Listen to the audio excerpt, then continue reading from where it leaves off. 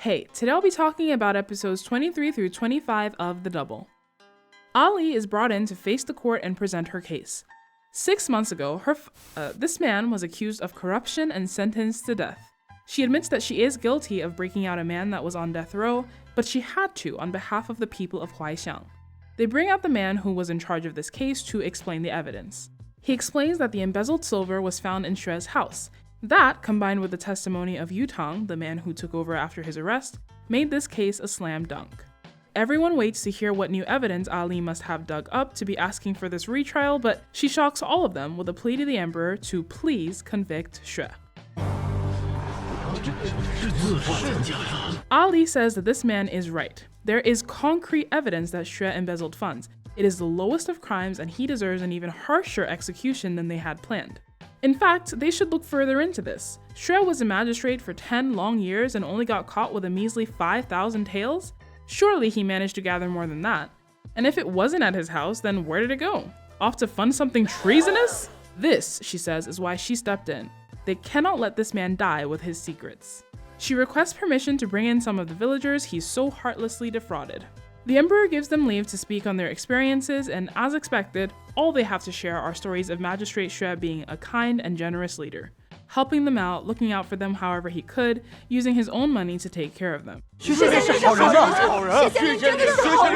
Ali continues to play her part, saying these stories are nice, but they could very well have been bribed or threatened into lying. She asks for more witnesses to be brought in, and again, each and every one of them has nothing but good things to say about this man. Chancellor Li is not going down without a fight. He brings up a previous corruption case where the official did steal money from the government, but also used some of it to help the people so that they would think him generous and plead for him in court, just like we see today. Ali brings attention back to the magistrate that took over for her father, Yutang. After just 6 months, he was living in the lap of luxury. Nice clothes, fancy place, jewelry. If he was able to get that rich after serving for only 1/20th of the time Xue did, then Xue must have had an absolute mountain of money hidden away. She requests that they look into the assets he had when he was arrested. 并无私宅，亦无田产，共查抄其家产总计5000两。 Oh, what? Totally didn't expect that. Ali calls up another set of witnesses, the men who she saved from the gold mine. They used to work as Xue's guards, and they swear on their lives, on the very extinction of their clans, that Xue would never do this. As her final witness, she asks if Xue himself can be called in. Ali tells everyone about how he was captured and tortured by Yutang, and how he has since lost his mind. Adding everything up, does it really seem like the story that has been presented is the full truth? 将军，你这个女儿养得很好。 The emperor stands. In a loud voice, he says there has indeed been a miscarriage of justice. A clearly upright official was framed, imprisoned, and subsequently tortured. How can a country run like this? He specifically calls out the man in charge of the investigation for making such a huge mistake and orders someone else to reinvestigate. Since Xue is not a criminal, Ali is not guilty of breaking one out. I mean, I don't think that's how the law works, but sure. Ali is free to go home without punishment. And finally, Shen. Now that his late wife's family name has been cleared, he has no reason not to embrace his father-in-law. Oh shit, what is this? Why is he afraid of Shen? It's of course easy to brush this off as him acting erratic, and the old man is taken away. Duke Su says the key words that we need to bring this all together. What a coincidence that in the period of about a week, every member of the Xue family fell to some kind of horrific end. Knowing now that the father was framed, could it be possible that the daughter was framed as well? Who knows, but the idea is now in everyone's mind. The emperor leaves it to Duke Su to look into. It would be wonderful, after all, if they could clear the name of Shen's late wife so she could rest in peace. 精彩。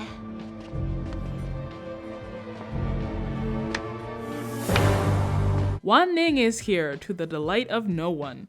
She applauds the twists and turns of this thrilling trial and Ali's sharp tongue. But then she asks her brother if he really is so blind as to what's going on. Wan Ning asks everyone how a girl who spent ages 8 to 18 without formal schooling could end up outperforming not just the royal ladies, but even dance circles around the officials themselves. Not to mention, in a world so full of suffering, why is she so desperate to save just Magistrate Xue? 唯一的解释，你根本不是江离，你是薛芳菲。Wan Ning has come with her own witness, our old friend, the headmistress of Zhenyu Hall, who resolutely says the woman standing there is not Jiang Li, but Jiang Li's murderer. The headmistress says she only went along with this imposter story because she promised to clear her name when she took over as Jiang Li, but since then she's come to her senses. Ali rebuts that there is no body, no motive, and this witness has been convicted of adultery. How can her word be trusted? She then calls in her own witness, another woman from Zhenyu Hall. If you're thinking, well, how the hell did she know this was going to happen? This is something Duke-su told her before the trial, we just weren't privy to it. He told her that Wan Ning had brought the headmistress into the capital with her, so Ali asked him to prepare this witness for her. Duke-su had his guard go and threaten her, which is why she now kneels and says this is definitely Jiang Li. Well, now neither of them can be trusted. Wan Ning is ready to lose it and turns her attention to Shen.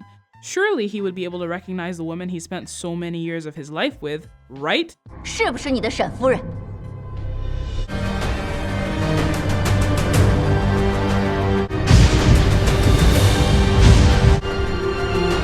不是。 He tells Wan Ning that his wife is dead, and there's no way he wouldn't recognize the woman he married.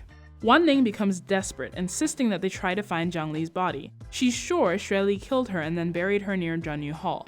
All of this talk is starting to get to Papa Jiang, who in his head is going through all the very obvious signs that this grown woman is not his daughter.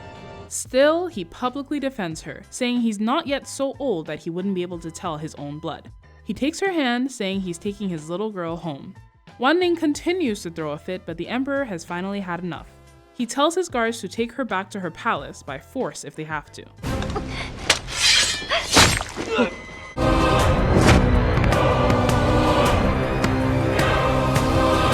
That fucking fan.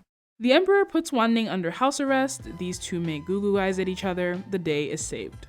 Everyone goes home happy except, all the bad guys. Chancellor Li really cracks me up because of course he's terrified of Wan Ning's wrath and acting like a scared child when he's in the room with her. Then the moment she lets him go, his attitude just flips like a switch. 跪了一夜了，现在到你了。 Ah, what a loser. But anyway, yeah, Wan Ning is obviously not happy with her little boy toy. He tries to explain that that was simply not the right moment to strike. Her real identity is of no importance. If Wan Ning wants rid of her, of course that can be arranged, but not in so public a manner. She asks if that means he's volunteering to get rid of Xue Li again, and he says for her, he can do anything. We finally meet King Cheng. For as big a part as this man has been playing in this story since episode 1, good to finally put a face to him.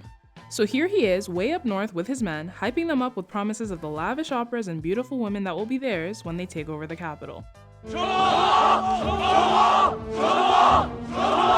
He gets the news that Wan Ning has been in prison.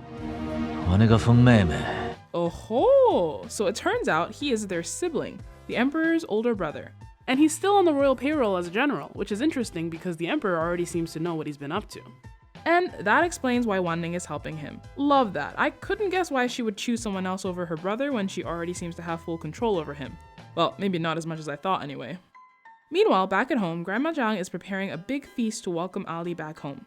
Madam Ji pulls some strings to make sure this will be happening on the same day as the banquet the Ye family prepared to send off the villagers of Huaixiang. What a juvenile plot, I expect better from you. She could also just pull a High School Musical and do both. Ali ends up attending the Huaixiang banquet to bid everyone adieu. When Ji's maid comes to tell her grandma is waiting for her, she says she can't leave the villagers in the middle of the banquet. After all she's done for them, I'm 100% sure that the villagers aren't going to blame her for leaving early, but fine. The maid comes back doing her utmost to deliver Li's message in the rudest way possible, but Grandma's plenty understanding and just tells them to eat. Like I said, juvenile. The Huaixiang banquet is interrupted again with Duke-su's man telling her that Duke-su wants to see her. 你们先吃。 Oh, so now the villagers aren't important anymore, huh? Duke-su is clearly peeved that after all he did to help, she doesn't seem to be all that grateful and is spending her time with Ye Shijie. Ali knows she owes him a lot and genuinely does thank him. Then she asks for another favor. How is that lady physician of his? Wow, the favors just never end with this one. 送客。你生气的样子也挺俊俏的。